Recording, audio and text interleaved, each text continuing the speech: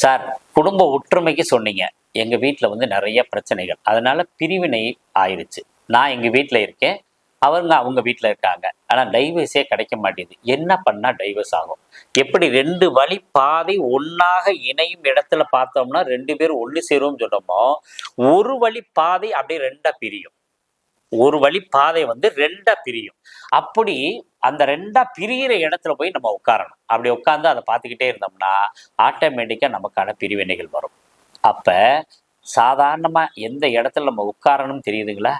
நம்ம மனசு ஒரு அமைதி இல்லைன்னா, அதாவது ரயில்வே ஸ்டேஷன் கிட்ட போய் உட்கார்ந்துக்கலாம். அழகா அப்படியே மென்மையாக அப்படியே கொஞ்சம் கொஞ்சமா மைண்ட் ஃப்ரீ ஆகும்.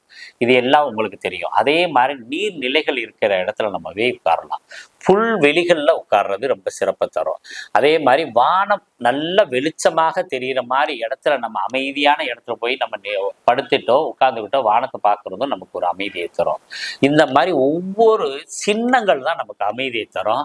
அந்த வகை சின்னங்கள தான் சொல்லியிருக்கிறோம். அதே மாரி 2 பேர் பிரிஞ்சு போற மாதிரி நம்ம ஒரு விஷயத்த பார்த்தோம்னா, அந்த விஷயத்துல நமக்கு ஒரு பிரிவினை தரும். அதாவது ஒரு பிரசன்ன பார்க்குறோம். விவாகம் எப்போது ஆகும்? அல்லது கல்யாணம் ஆகுமான்னு கேட்டாங்கன்னா, கணவன், மனைவி யாராவது ஒருத்தர விட்டு ஒருத்தர் பிரிஞ்சு போனாருன்னா, அவங்களுக்கு கல்யாணம் ஆகாதுன்னு சொல்லுவோம். இந்த மாரி நெறைய விஷயங்கள் இருக்கு. தொடர்ந்து பயணிப்போம்.